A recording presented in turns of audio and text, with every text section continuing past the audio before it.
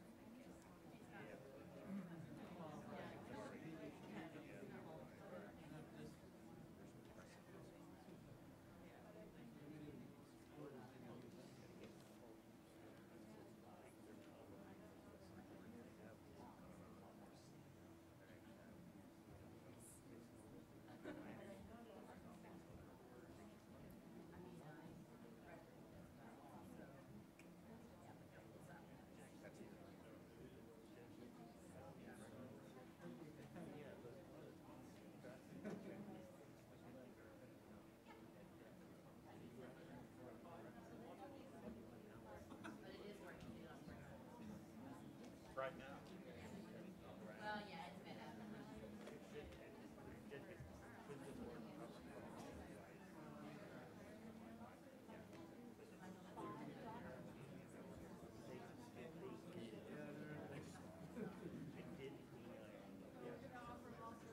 Oh, that's why the minutes of the official record.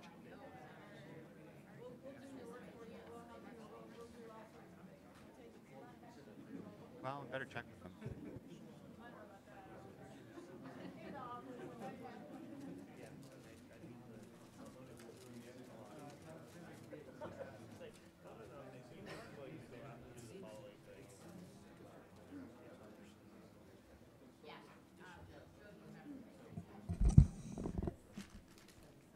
We will resume as soon as Mr. Lucas gets done with his phone call.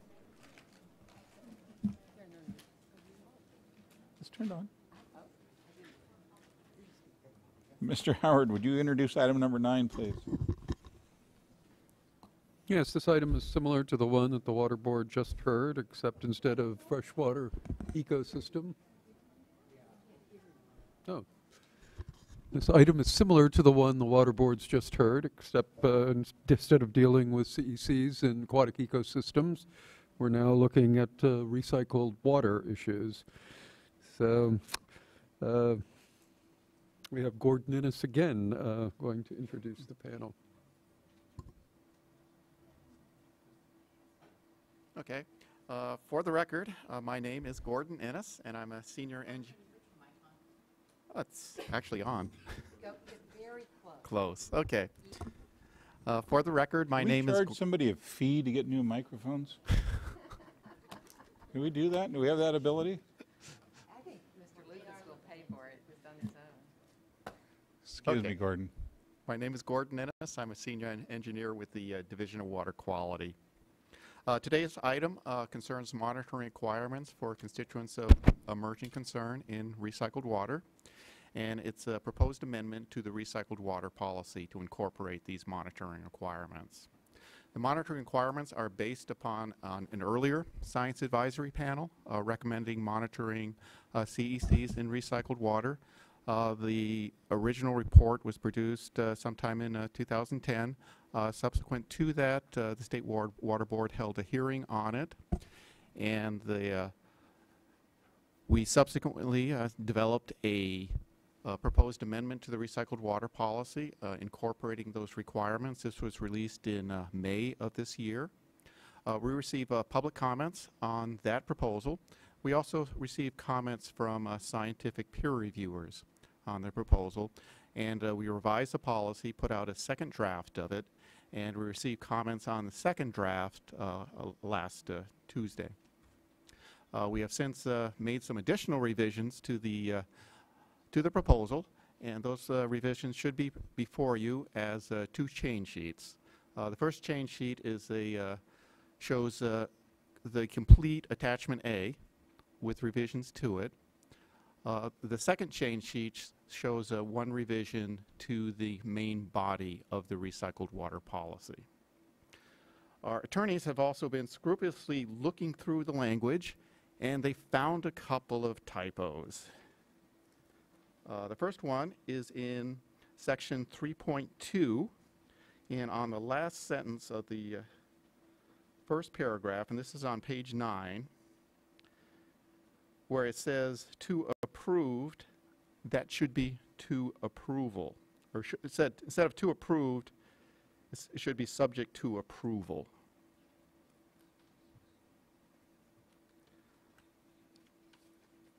The next change is essentially the same change, but on page 14, where on section 3.3 in the first paragraph, where it says to approved, it should say to approval.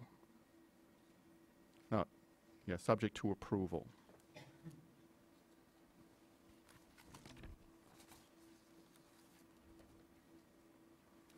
Okay. We've received comments on both the requirements concerning landscape irrigation and monitoring for groundwater recharge reuse. For landscape irrigation, the Scientific Advisory Panel recommend that we not monitor for CECs and recycled water used for landscape irrigation. The reason was that, based on their risk assessment, they found that it was not necessary, primarily because the low amount of recycled water that would actually be consumed. And they did recommend some monitoring for CEC surrogates, and we included that monitoring in the initial drafts. However, in the change sheet version before you, we deleted that requirement. The reason we deleted it is that the surrogates that the panel was recommending for monitoring were the same surrogate, or were the same parameters that are required for monitoring under the Title 22 water recycling criteria. So we felt it was unnecessary to place these in the recycled water policy because they're already being required by California Department of Public Health. We also reduced the required monitoring for priority pollutants, and now the priority pollutant monitoring in the recycled water policy for landscape irrigation is once per year for facilities that produce more than 1 million gallons per day of recycled water. For smaller facilities, it's monitoring once every 5 years. This will reduce the monitoring costs for recycled water facilities. Comment letters received, there was general support from the recycled water community, although they did request some clarifications. We did receive other letters from the Heal the Bay, Heal the Ocean, Coastkeeper Alliance, and others that expressed concerns that the monitoring requirements were inadequate. And they recommended that we monitor for for CECs in recycled water used for landscape irrigation.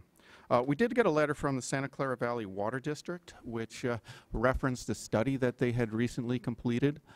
In this study, what they said was that they had been monitoring some of the sites where there has been landscape irrigation in the area.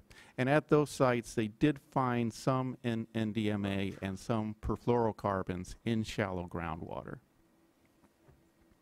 And what the Santa Clara Valley Water District said, we recommend that you review this study and other similar studies when the update to the recycled water policy is made in the future. We believe that the monitoring requirements in the proposed amendment are appropriate given the certain state of the knowledge of CECs.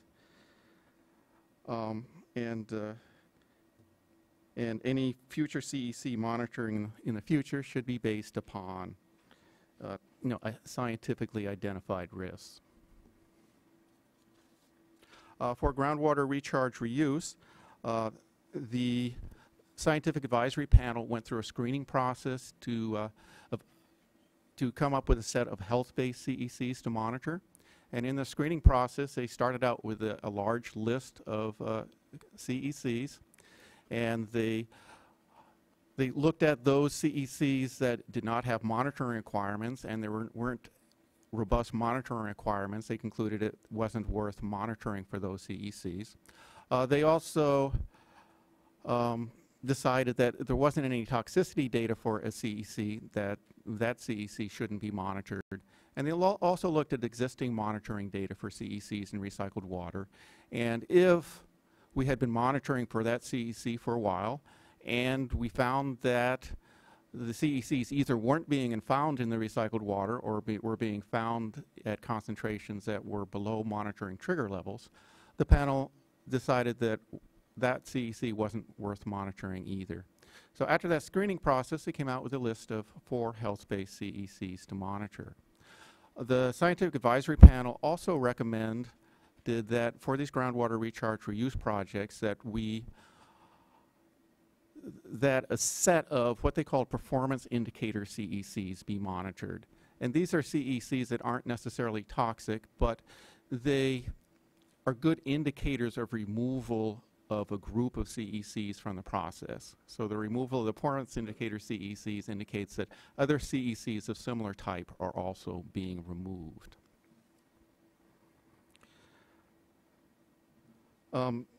The Scientific Advisory Panel recommended a phased monitoring program under which more frequent monitoring would be performed initially, with less frequent monitoring coming in later stages. However, there are methods in the program for increasing the CEC monitoring if it is found to, if, for example, health-based CECs are found to be in concentrations of concern, or if the system starts performing as it was determined in the initial and baseline phases. Comments we received on the proposal, there was general support from it from the recycled water community, although there were some recommendations for clarifications in the policy. We did receive other letters, however, that recommended that we monitor additional CECs beyond what was recommended from the Scientific Advisory Panel. For example, the CECs on the notification list that's maintained by the California Department of Public Health. The staff supports the recommendation of the Scientific Advisory Panel and has decided to only include those CECs that the Science Advisory Panel recommended. However, the proposal does allow the California Department of Public Health to recommend additional CECs to monitor on a case-by-case basis. In the change sheet, I'll go over some of the significant revisions for the change sheet to explain them. The first one I explained earlier, that we removed the references to monitoring surrogates in recycled water used for landscape irrigation. The second one, we added additional language in section 1.1 to clarify what analytical methods may be used and the approval procedures for these. In section 1.2, the language is edited to clarify that additional surrogates may be considered for monitoring besides those presented in Table 2. In Section 2.2.2, the language is edited to provide flexibility on where surrogates are to be monitored. This is also reflected in Tables 3, 4, and 5. We added this particular language because we received a comment from the recycled water community that their current systems are set up to monitor electrical conductivity just after the RO unit, and they didn't want to have to move it to after the advanced oxidation unit. In sections 3.1, 3.2, and 3.3, we added language to clarify what may trigger additional monitoring investigation. And during the initial and baseline monitoring phases, what would trigger additional monitoring would be finding a health-based CEC above thresholds identified in Table 7. And once we get into the third operational phase, a decline in the removal facility or in removal percentage from levels established during the initial assessment and baseline phases would also trigger additional CEC monitoring. In sections 3.2 and 3.3, we added language that would require the project proponent to propose a new performance indicator CEC if an existing one is found to be a poor indicator. So if you go into the initial monitoring phase and you're using one of the performance indicators recommended by the Science Advisory Panel, but for some reason it's not proving to be a good indicator, the project proponent is now required to propose a new CEC to monitor that group the original CEC was representing.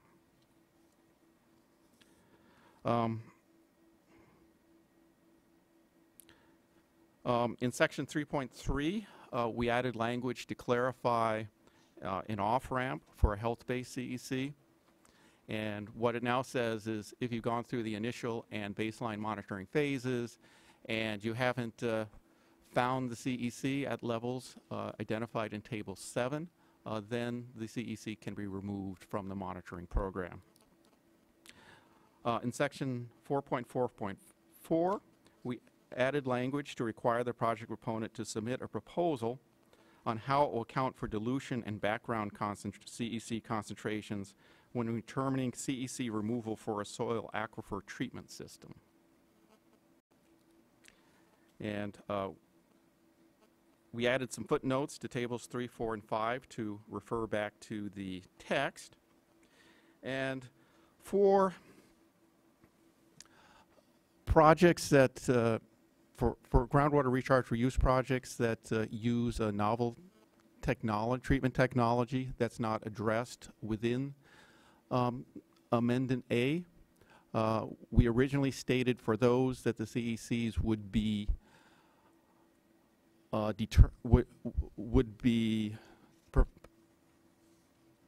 think proposed by the project proponent and approved by the Regional Water Board.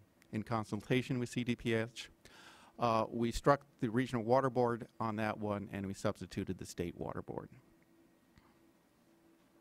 And that concludes my presentation. I'll be happy to answer any questions. Just a quick one. Oh, thank you, Gordon. Good presentation. I just noticed a little in the details, but I appreciated that you acknowledged Santa Clara's study in your comments and presentation. That shows, you know, a good faith effort at looking at the irrigation issue, and I want to be committed to staying on that.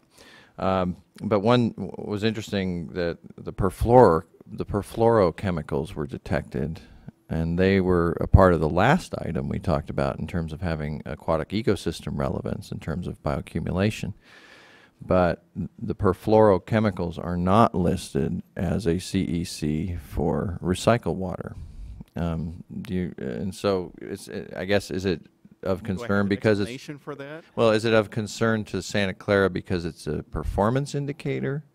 I mean, why, if the science panel doesn't consider it a concern for landscape irrigation and groundwater recharge, why is Santa Clara concerned about it? Well, this is a special study that they performed, and in the special study they were looking at a number of CECs, and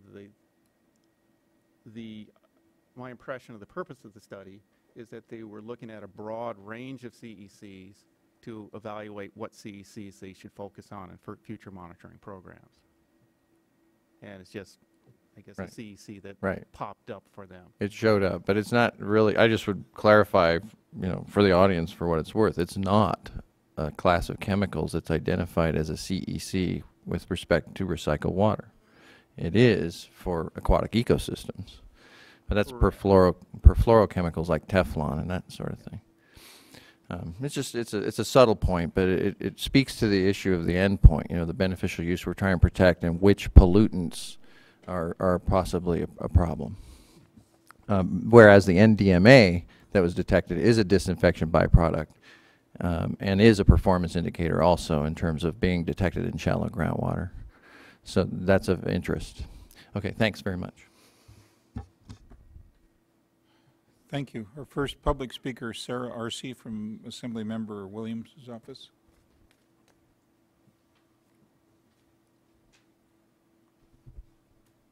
Is this on? Okay. Thank you, Chairman and board members. My name is Sarah. Sarah Arce. I'm with the Office of Assembly Member Doss Williams. The Assembly member recently met with board staff and a couple constituents from his district to discuss an issue of importance to him, antibiotic-resistant pathogens present in recycled water. The member is extremely pleased to support the proposed amendment to the recycled water policy that would add monitoring requirements for constituents of emerging concern in recycled water used for groundwater recharge. The Assemblyman would also like to thank board staff for taking the time to speak with our office. They were extremely courteous and helpful. Additionally, the member would like to encourage staff to continue working with the constituents from his district on this issue, and thank you for your consideration. Thank you, Sarah. Sarah Amazeda. We got a lot of Sarahs today, don't we? All Sarahs get to go first today. Yeah, the other Sarah, you're on deck. Good morning, Chair Hoppen and board members. My name is Sarah Amanzada, and I'm here on behalf of the California Coastkeeper Alliance. And before I speak on this item, I just want to register my vehement opposition to any potential ban on caffeine, as Jonathan knows, having been in meetings with me. On behalf of the Alliance, I would like to thank the Science Advisory Panel for their work on CEC monitoring and the State Water Board for your work to amend the water recycling policy to include monitoring for CECs. California Coastkeeper Alliance was a member of the Stakeholder Advisory Committee formed to assist with selection of CECs and was an active member of the drafting group for the recycled water policy, and we've since been very much involved with the development of this policy and commenting on it. We strongly support the increased safe use of recycled water consistent with state and federal water quality controls.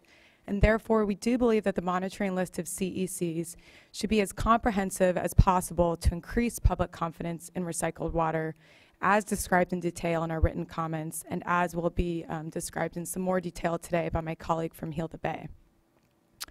In order to develop a comprehensive list of CECs, the State Water Board should give regional water boards discretion to include additional constituents to the monitoring lists.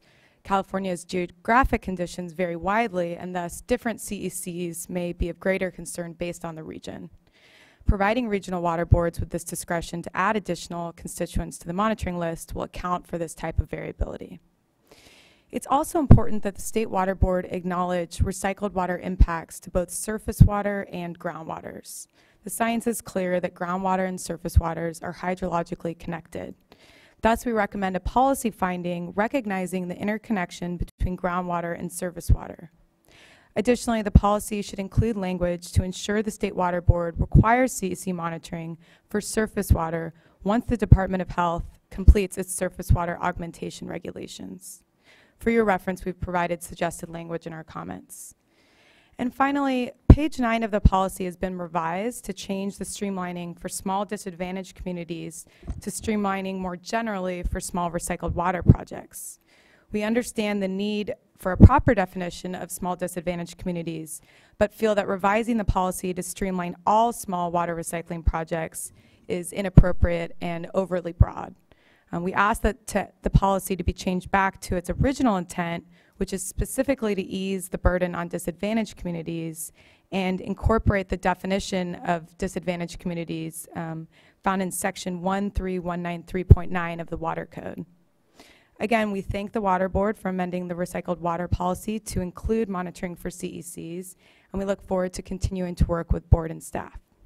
Thank you. Sarah. Ms. Sickett. Can I, sorry, no, that's okay. I wanted to ask staff to respond to your comment. Okay.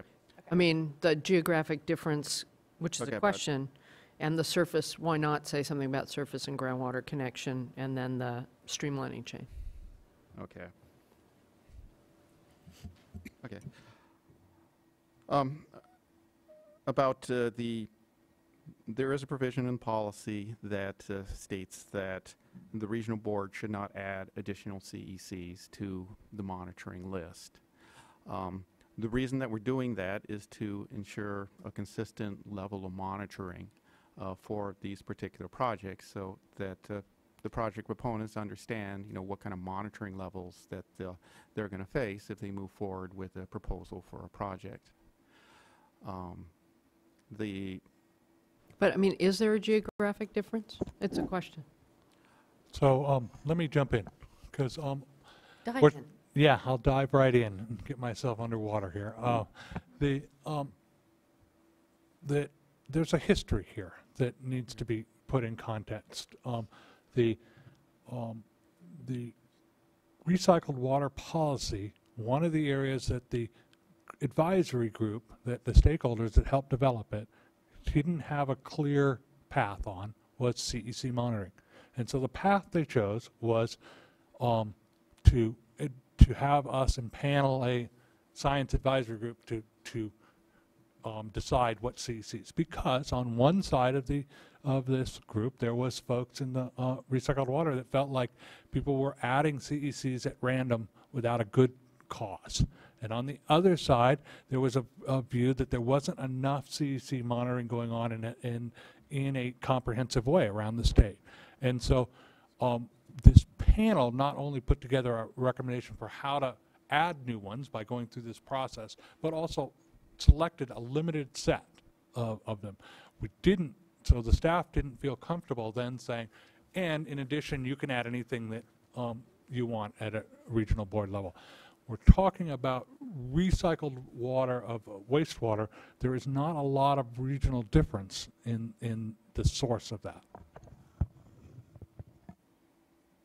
Okay. For the second question concerning the priority pollutant monitoring, with the priority pollutant monitoring, I've looked at a lot of the priority pollutant monitoring data when I was a state pre-treatment coordinator. Most of that priority pollutant monitoring basically shows non-detect, non-detect, non-detect, non-detect for those priority pollutants. You see bisphthalate showing up quite a bit. You see methylene chloride showing up a bit, but otherwise it's fairly unusual to see those popping up in the priority pollutant scans. Recognize that when you're monitoring for twice a year, we may be doing that monitoring, but not necessarily doing a lot with the data. I would recommend that for monitoring the recycled water sites that we move towards a more focused monitoring system, and that we focus on those CECs that we're actually finding in groundwater.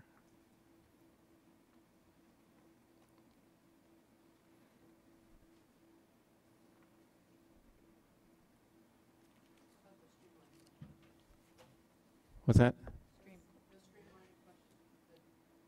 Changing it from disadvantaged communities to all small recycling projects. Why did you make that change? Yeah, well, that was, I'll explain, a reduction in monitoring, for the priority pollutant monitoring, basically to reduce the monitoring costs for facilities that go up to 1 MGD.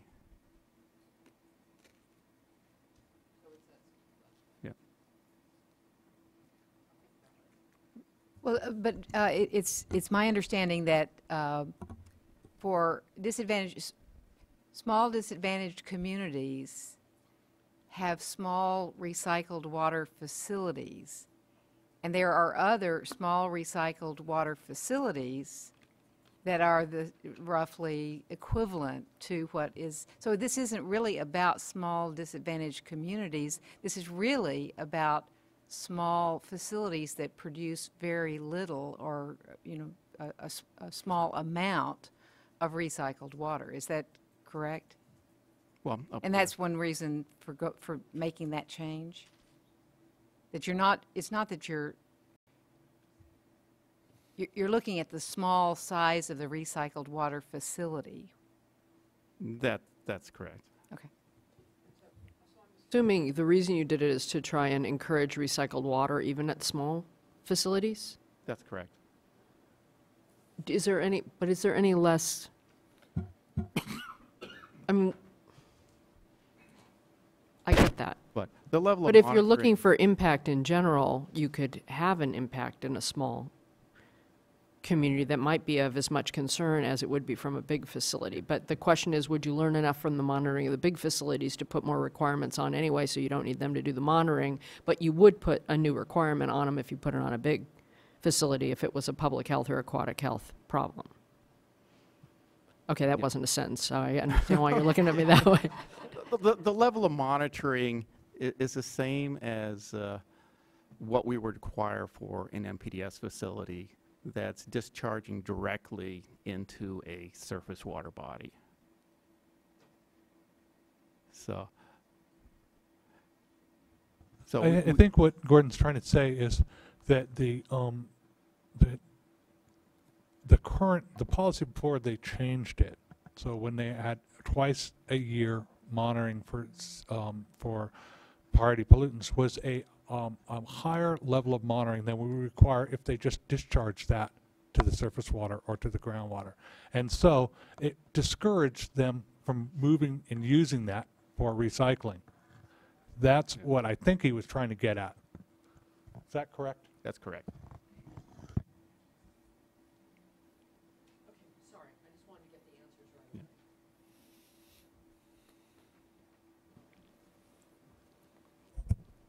Good morning, State Board members. My name is Sarah Sikich. I'm the Coastal Resources Director for Heal the Bay, and I'm here today to speak on behalf of both Heal the Bay and Heal the Ocean, and I greatly appreciate the opportunity to comment.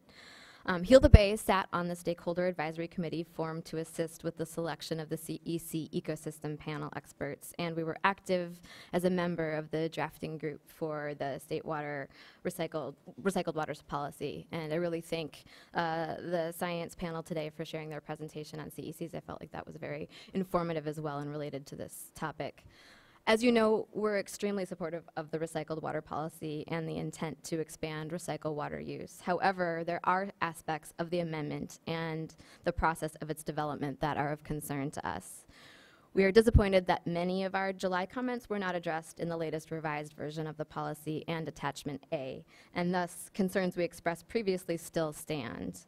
Our biggest concern is that despite the potentially thousands of CECs being discharged, the amendments propose a very limited set of monitoring proxies. This misses an opportunity to build scientific credibility and may fall short in assuaging public concerns over recycled water. In order to provide our state regulatory agencies with an accurate and comprehensive CEC dataset, the list of CECs monitored should include contaminants from U.S. EPA's Candidate Contaminant List 3 and the list of CECs proposed by the California Department of Public Health, in addition to those recommended by the expert panel in their final report. We support moving the science forward in the CEC debate, but we're worried that with such a limited amount of constituents required in this amendment, it may not move the science forwards enough in a meaningful manner. In addition, we urge the State Board to update the list of CECs monitored on a biennial basis using best professional judgment and with input from the regional boards. Collaboration with regional boards, as we heard from Sarah and in this discussion, is critical in order for data collection to keep on pace with CECs entering the environment and to prevent steps backwards in current monitoring efforts, recognizing that some regional boards have already proposed more extensive lists of CECs to be monitored than what's being proposed in the policy. And we feel that because there are limited levels being looked at in this policy, that should act as a floor rather than a ceiling for this monitoring. Another concern with this amendment is that it permits certain dischargers to monitor only surrogate parameters and at a frequency determined on a project-specific basis. We strongly oppose such direction, which would reduce rather than encourage consumer confidence in the use of recycled water. A more preferable monitoring regimen would be the replacement of surrogate monitoring with the monitoring of all relevant CECs for an initial screening period. Receiving water monitoring could be conducted at least annually with a trigger of increased frequency to quarterly if any CECs on the list are detected in the effluent more than once in a 90-day period. In addition, if a plant experiences malfunction, monitoring of some parameters could increase for a 3-month period. The amendment should clearly state that under no circumstances should surrogate monitoring replace CEC monitoring. However, if the state board moves forward with surrogates, the state board should retain the monitoring frequencies deleted from the initial assessment phase and baseline phase monitoring requirements in Attachment A. The policy should also provide for stricter enforcement of illicit discharges. One of the draft changes to the policy incorporates a reduction of the monitoring of landscape irrigation to once every 5 years. This reduction can only be justified if water supply and public works agencies provide effective compliance assurance efforts on irrigation runoff to reduce its impacts on waterways. From our experience monitoring the Malibu Creek watershed for the past 12 years, we've found that nuisance runoff from spray field irrigation can result in significant contributions to flows in surface water. Thus, there should be greater effort, perhaps through municipal stormwater permits, directed towards abating illegal runoff discharges if landscape irrigation monitoring will occur as infrequently as proposed. We urge the state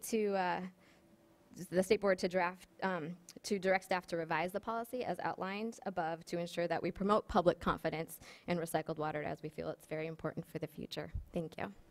Thank you, Sarah. And now I have a question for you, because I didn't understand this reading your comments. Are you saying, I heard a little differently now, are you saying that we should monitor everything on EPA's list, or that we should choose more of the things on EPA's list?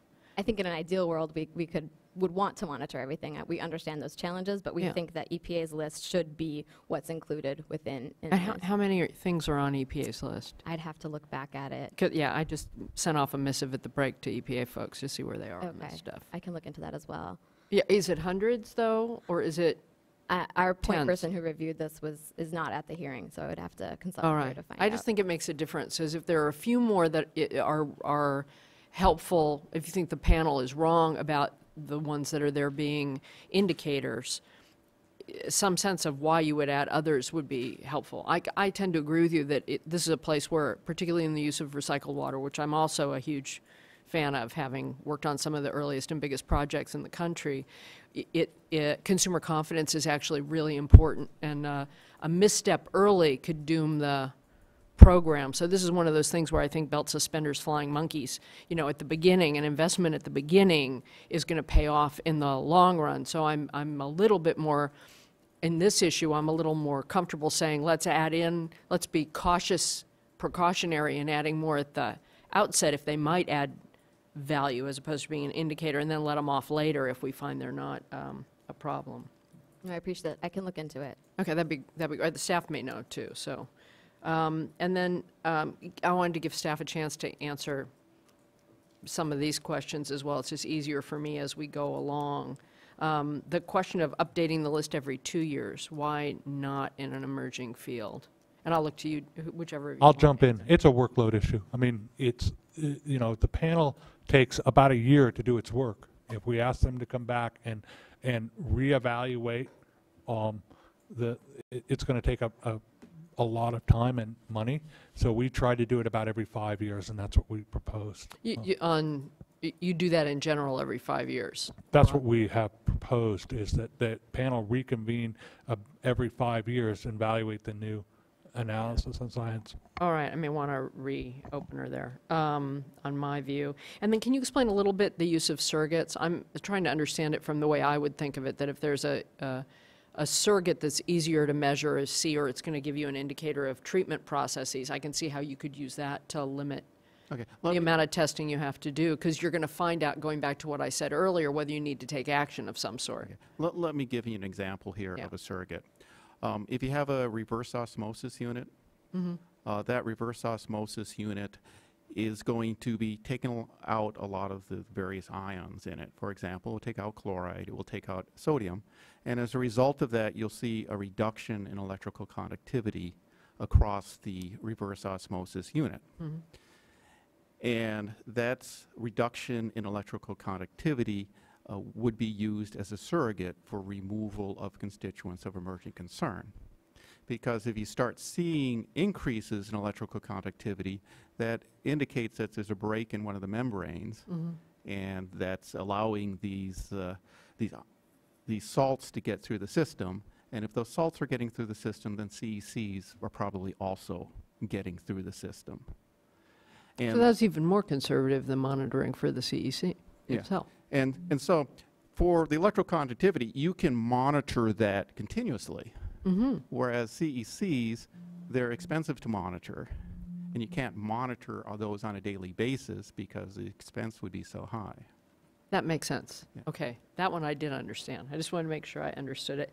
And then the landscape issue, the issue of runoff is an interesting one. I get the issue of whether it comes in contact with groundwater when you're just doing landscape irrigation, but do you have, how did you deal with the concern that Sarah number 3 raised about surface runoff and overwatering and some kind of QA through stormwater? You must have thought about it. There may be some small amounts of incidental runoff from these irrigation sites, but the amount is going to be really small compared to that which discharged from a wastewater treatment plant. So it's all relative, and as we do our work in aquatic ecosystems and through the stormwater program, we'll be getting data that we can use to figure out what kind of treatment you're going to need. Okay. And your talented chief counsel found the EPA list. It's over 100 constituents. Thank you very much. Also, isn't, I mean, in our stormwater permits, we have certain prohibitionary language about over irrigation, right? Isn't that true? That is correct. And the policy itself lays out a set of practices to reduce that over irrigation and to identify what we would consider incidental runoff, which is the incidental runoff is allowed under the EPA stormwater rules for dry weather discharges. But what we have done in the policy and we're incorporating in the small MS4 and we encourage in the other large MS4s is that definition so that people have an idea what is excessive incidental runoff. Yeah, that's important. Also, you touched on it, but the list, the EPA's CCL3 list, and then also DPH's pollutant list. Isn't it true that the scientific panel used those lists and others as a starting point? That is correct. Thank you. Mr. Giver. Sarah, elbow him. He turns down his hearing aid when I talk so he doesn't have to listen to me. You got to crank him back up again. Hi, Joe. Hey, I apologize. I should have pulled my card. I didn't realize until this morning that my comments are redundant with Sarah's. So I'm just going to support Thank their. you for the and because consideration my of name is acknowledging that. I Sarah, appreciate it it. probably wouldn't be appropriate for me to speak anyway, unless you want to call me Sarah. But I just support the. Thank you very much. Thank you, Joe. Mr. Edelman?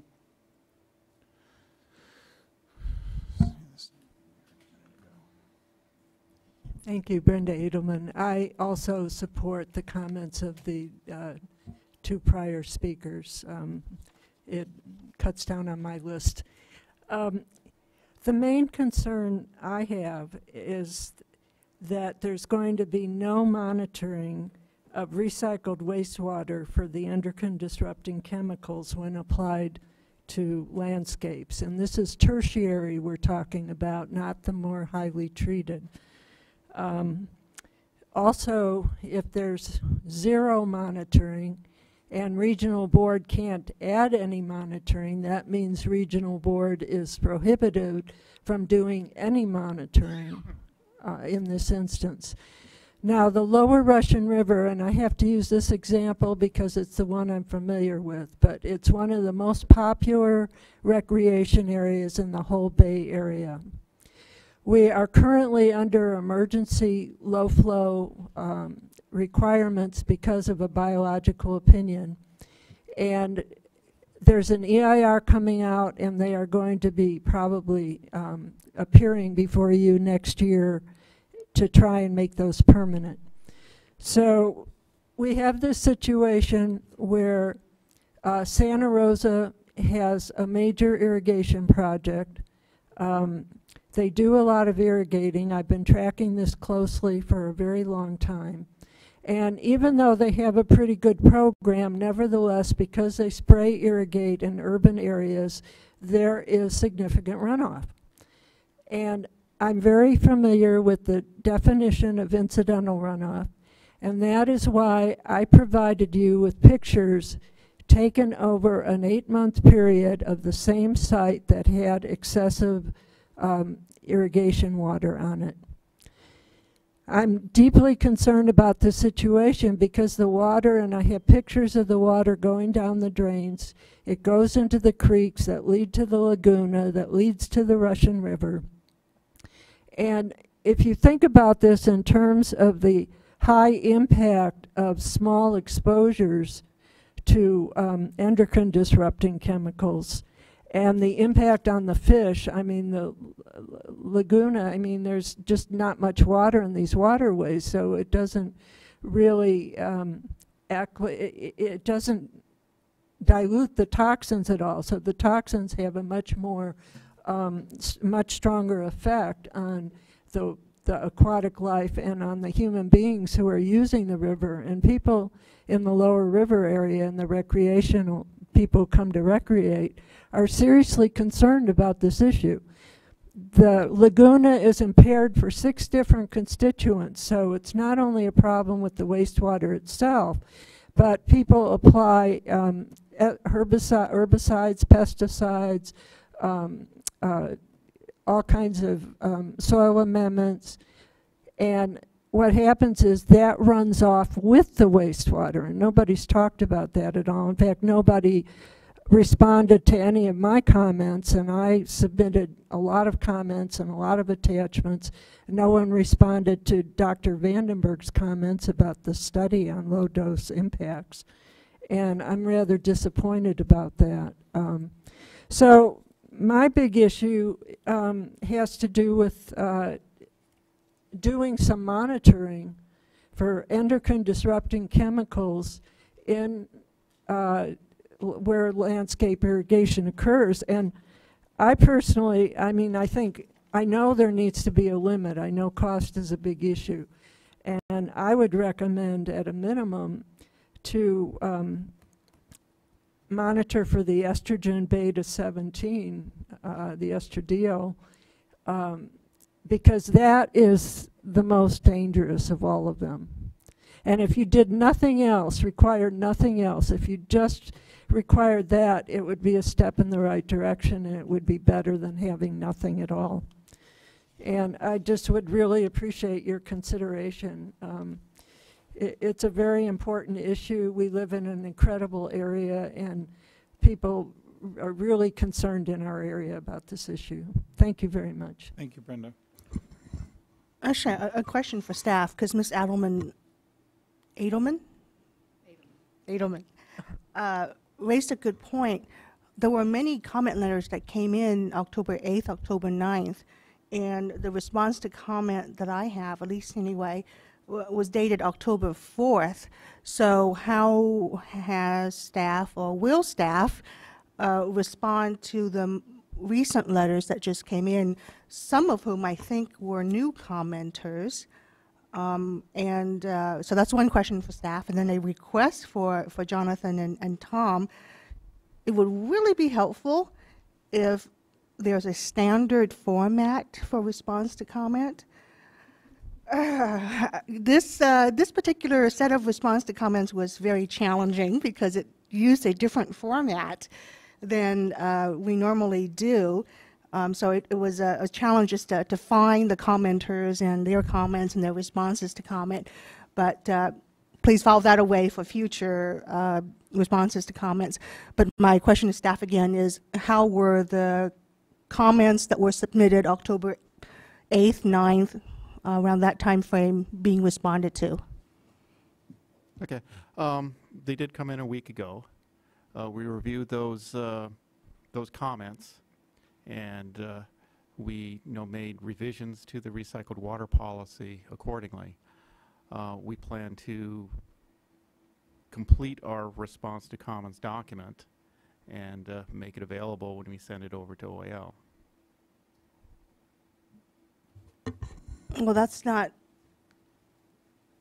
helpful to those who commented today, because the board is being asked to act on this item today. Jonathan? I'm sorry, we were talking about the response to comment issue in general, and I missed Gordon's response, but, in general, the response to comments are not, we don't respond for the commenter, we respond so that that you all have an opportunity to see those. And this is, we of course make it public for the folks to see how we responded at some point, but we try, it's really for us and for you. Okay. Well, in that case, then. Hold on one second. I would just like to clarify. I mean, in many respects, it's important for the board members, but there is also a public component to this, and the public participation elements that we try to satisfy through providing the response to comments documents are such that they don't only allow the board members to bridge, if you will, the issue between what the staff has proposed and what the public is commenting on, but also to help ensure that the public, the Office of Administrative Law, and others recognize why the boards are undertaking this particular activity and why they have either made changes or not made changes based on the comments. And I kind of always hate to contradict John, but I feel that that's important that everybody appreciate that. We take the obligation pretty seriously, and it is a requirement that we prepare a responsiveness summary. It is possible for staff to go through many of the comments as I looked at them, actually repeated comments that were there before. It is possible for staff to orally respond to those before the board acts. But in general, we should have a final document before the board, or at least a document in form that addresses all the issues. We may have minor corrections that staff may read into the record before the board acts on a state policy for water quality control. Yes, I was interested in staff's response to Dr. Vandenberg, and I did find it on page 19, a response to comments. It's comment number 30, and it's in the board package. So there was a response to Dr. Vandenberg. Okay, well, I thought it would be on the web, and I was searching the web last night. It's hard to find. I think this relates to board member Dodek's. And I would love to know how to see those comments. Perhaps staff could summarize your response to that particular commenter, and there's been an interest expressed. Yeah.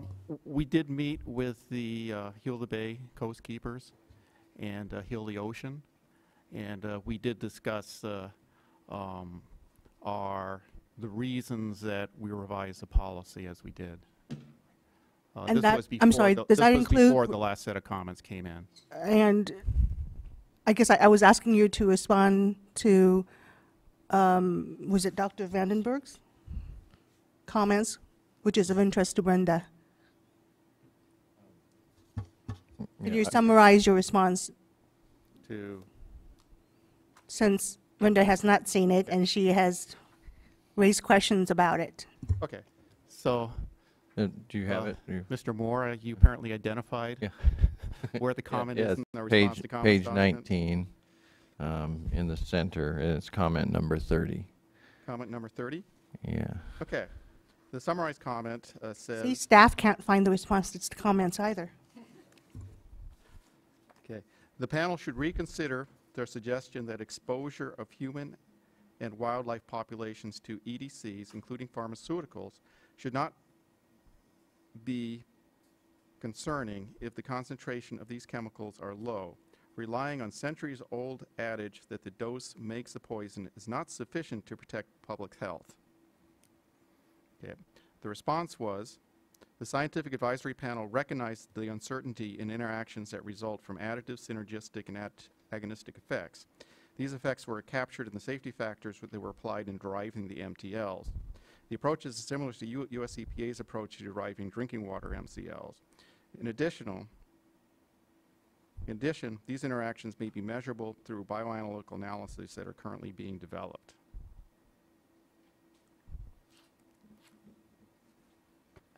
Can I make one more brief comment? I'd just like to say the Endocrine Society and all of the scientific establishments, the Linda Birnbaum, who is director of NIH, all of these people support Vandenberg and the study she helped author. And I didn't catch everything he said, but it sounded like the importance of these studies and these declarations by these scientific people is just being minimized. And that deeply concerns me. And I'll say one other thing, that I do a lot of writing in Sonoma County, and I write for a paper that has 30,000 circulation. Wind it up here pretty quick. We have other people that need to talk. So. I'm sorry? Please wind it up here pretty quick. Yeah, this is real quick. I'm just going to say that people rely on me for information about these issues. And I do a lot of writing on these issues, and I'd like to be able to tell them that this board has seriously considered the important points that I think I'm bringing up, and will consider doing some testing of the irrigated wastewater, tertiary wastewater that is not as highly treated as the wastewater in Southern California. Thank you. Thank you, Brenda. Beth Olaso. And board members, just as we move into this phase, I want to be clear where we are. I've had an opportunity to confer with both the executive director and the chief deputy. You know, based on the fact we don't have a responsiveness summary before the board today, it's our preference not to have staff try to respond to everything orally that was raised in that second round of comments. You know, I want to be clear. I think staff were going above and beyond by providing an additional opportunity for comment. But we want to make sure, you know, when the board undertakes an effort like this, that we are satisfying our public participation requirements, and that the public and you have adequate responses to digest as you move forward. So my recommendation would be that the board not act on this today. Obviously, a number of people have traveled. I encourage everybody to make all the comments that they would intend to make, and don't hold anything back. And then the board, you know, will work to reschedule for final consideration by the board with an appropriate document. And again, I don't fault staff. I think they've really gone above and beyond in terms of trying to generate documents under extraordinary time constraints in some instances. And this was a case of a second round of comments, and unfortunately one issue slipped through. So, thank you, Council. Beth. Good morning or afternoon, Mr. Chair and members. Beth Olaso on behalf of the Santa Ana Watershed Project Authority. Appreciate the opportunity to speak this morning. We haven't had a great opportunity to review the comments that came out, or the revisions that came out recently, and with the recommendation, I don't know what you guys are going to do, that you don't adopt today, we would really appreciate the opportunity to submit further comments. I know that just perpetuates the problem that you are facing at the moment, but I think that some of the revisions that were made do warrant a little further exploration by some of our experts that we're not ready to comment on today. But that being said, Santa Ana Watershed Project Authority is generally supportive of the revisions to the policy this morning, but have several concerns about specific verbiage, and just is interested in some clarifying amendments that would help maybe not have some drastic effects on recycled water. I won't get into the whole long list that I have with me, but just for example, a couple would be, we use the phrase groundwater recharge reuse. SWRCB would like to see that specifically defined so it only applies to intentional recharge projects using recycled water. A lot of time, if you have, as you know, discharge into a stream, you have unintentional recharge. Just that little clarifying comment would help. The reporting limits that are included in Table 1 of Attachment A might be misconstrued as impairment thresholds. Simple way to avoid this would just to be include an additional column indicating the risk-based threshold for each constituent.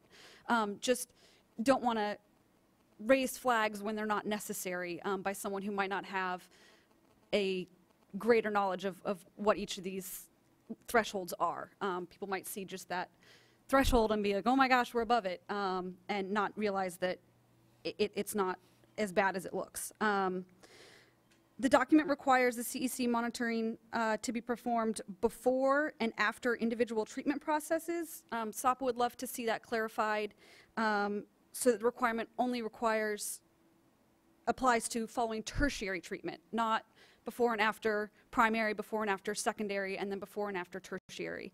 I have further comments that I don't need to get into today. I would love is there an opportunity, is it appropriate to submit some more written issues at this time? I have Actually, comments for the board. let me ask, unless I've missed it, SWRCB had not submitted comments today. They were an hour and a half late on getting their comments in, so I'm very sorry for that. That's why I was trying to get a few in there as I came today. They were just a little late. I think my preference is to not open this out for yet another round of public comments because we have plenty. I still have plenty to read. So my suggestion would be if there is any additional urgent comment you wanted to get into the record, that you do so verbally right now. And when you're done, I actually have a question for you based on a comment that someone else submitted. Okay. Completely understand and maybe try to work with you a little bit. Maybe we can have comments on the revisions that were submitted today. So something, it's new, we're only looking at the new part? Again, the revisions that were submitted today were made in response to the comments that were received. Okay. So we could get into an unending cycle of response and comment and response and comment. All right.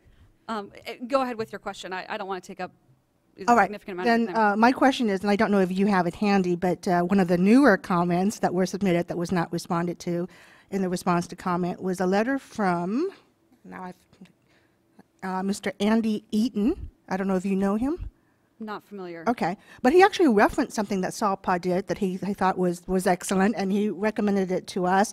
Let me just quickly read a short excerpt of his comment.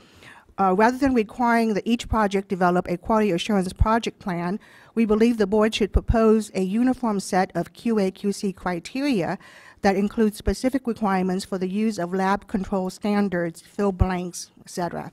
This approach was used by SWRCB as a fundamental part of a multi-year monitoring program of more than 20 wastewater treatment plants and generated consistently high-quality data. Are you familiar with this effort by SWRCB? And was there a monitoring protocol or QA/QC criteria that SWRCB produced that perhaps we could consider rather than starting from scratch? I would love to get you more information on that. But one of in our comment letter that we didn't get submitted, we did ask that you guys ask the Blue Ribbon Panel to recommend appropriate laboratory and performance standards in the 2015 report. So you just, moving forward, that's there. But we'd love to get that information back to you with no reason to reinvent. How about if we compromise and accept their late submitted comment letter? Since it actually has information that I want to look at. You're going to encourage people to think it's okay to be late? As long as they address my concerns, yes. Certainly the decision to let in late materials is at the board's discretion. The danger and the issue that we always have is the consistency and wanting to apply uniform rules across the board. But you've heard representations about what's in the comment letter, and it is up to the board if it wants to admit that into the record. I'm not sure, and Ms. Townsend may have to check her own records, whether there were any other late comments, and if there were, I would propose that we have an equal standard across the board for any comments that were received the afternoon. Even if they don't suit Ms. Doduk's needs? Especially if no, I'm just kidding. Even if they do not. My question to the very barely late commenter, did you have a chance to review comments from other parties, and did you see some overlap? Because that's certainly, having done the comprehensive review of this whole thing, there's a lot of overlap.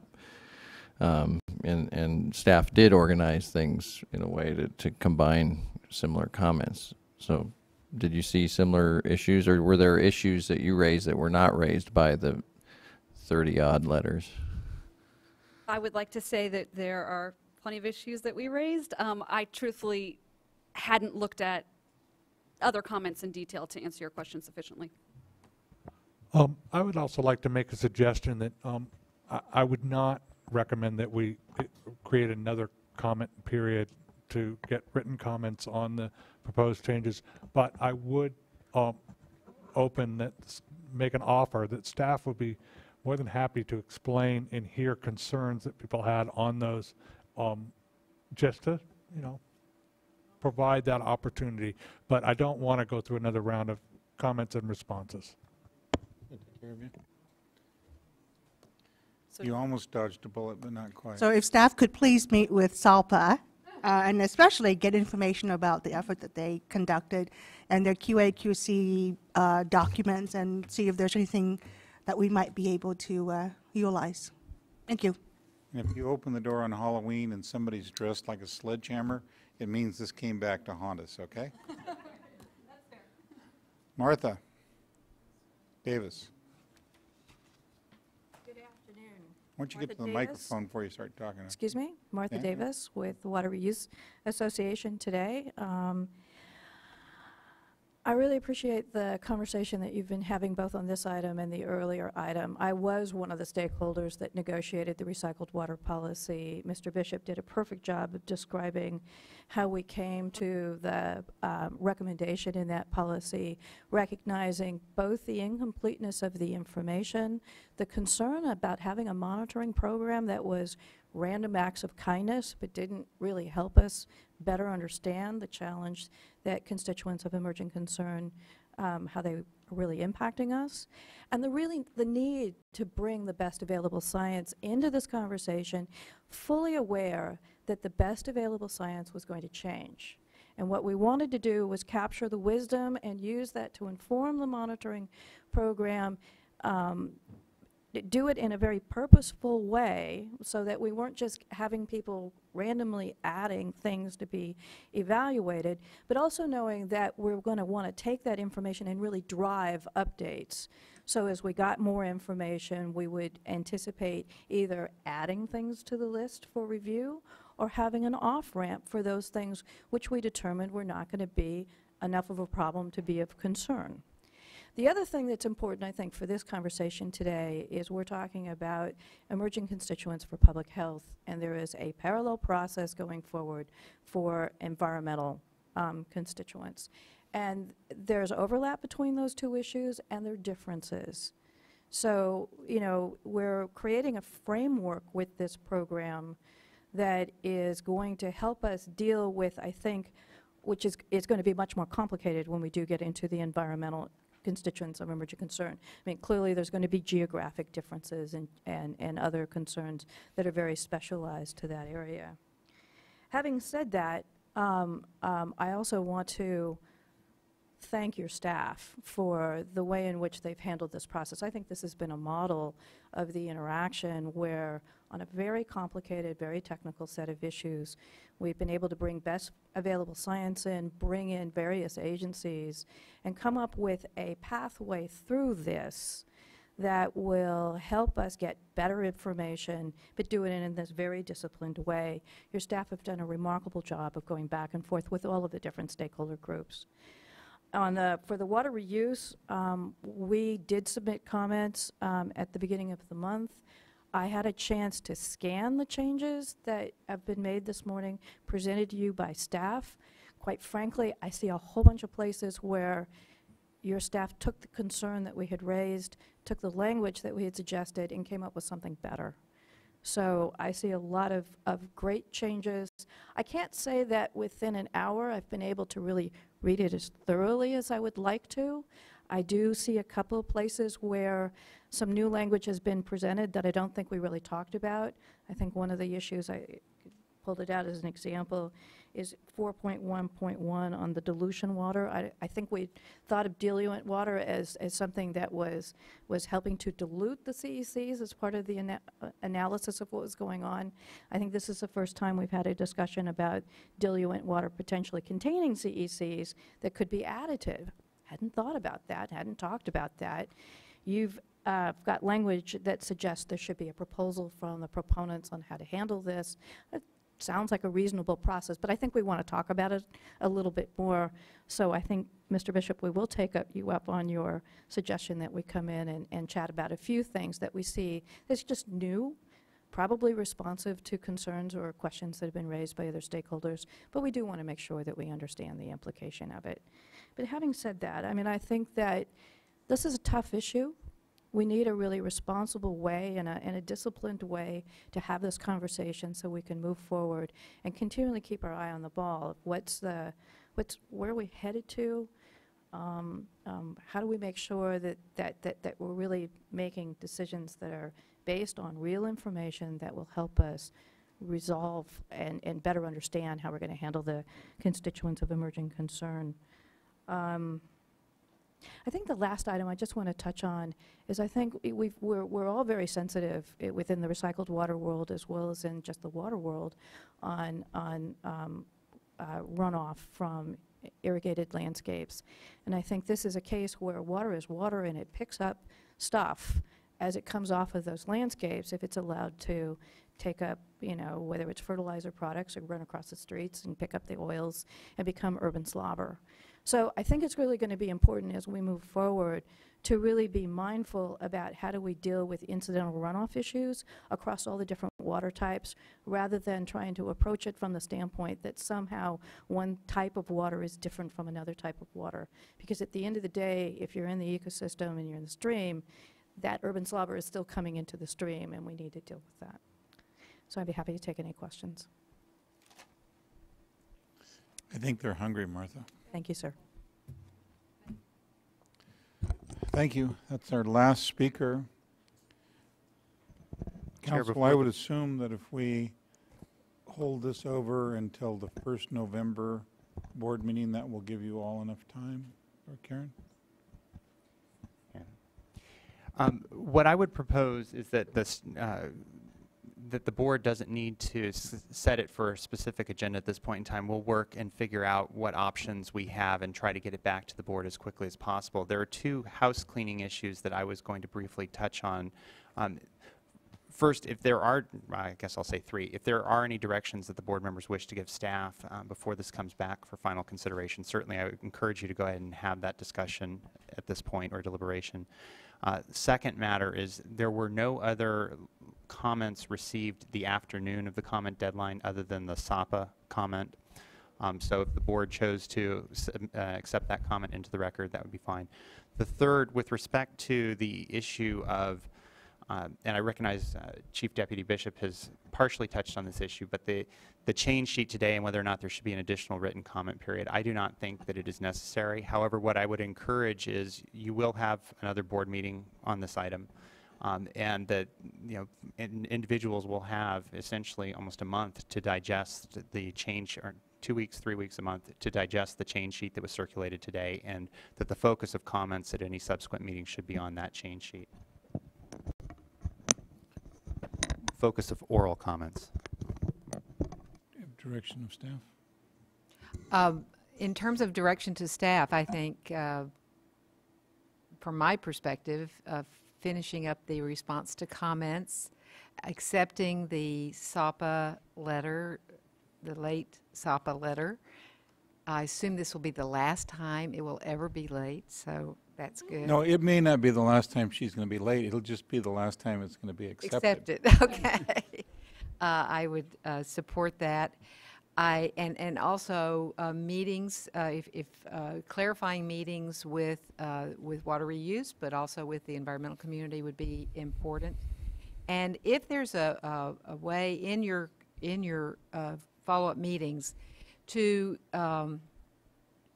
guide people toward how the on-ramps and off-ramps for the recycled water policy, CEC, the recycled water CEC policy work, and how we are taking actions based on science, not arbitrary. Give them some guidance as to how they can keep up with this, how they know when new information is coming in and what we're doing with that, where it goes, so that there's some confidence that it's not falling into a black hole. I think that's a conversation. It's not something for the policy, but I do think that is I hear that concern. People want more monitoring. They want more this and that and the other, largely because they're afraid if they don't get that, we're not going to pay attention for another 5 years. I'm very supportive of staff's approach to this. I think, you know, like I said, I did do a thorough review of the comments and responses, and I think your staff is finding the right balance, you know, of addressing valid issues that have come up and being constructive in the language changes to be responsive. I was prepared to move adoption. So please finish the responsive summary, and I look forward to seeing the item. Yeah, I'll have questions for, sorry to interrupt. I'll have more questions for staff. I'm on another briefing to talk about some of the things, and I have to say I'm one of those people that couldn't find the response to comments at all, so I just asked someone to actually print it out, because I'm trying to go paperless, and this may have been a mistake this time. So I'll read all those first and then sit down again. Paperless works fine, except for this particular issue. I too would like to meet with staff. In particular, I want to discuss the feasibility of pulling the signs advisory, whatever we call it, panel together more frequently and updating the list more frequently than 5 years. I don't know if it's, you know, feasible from just all sorts of perspective, but let's explore that.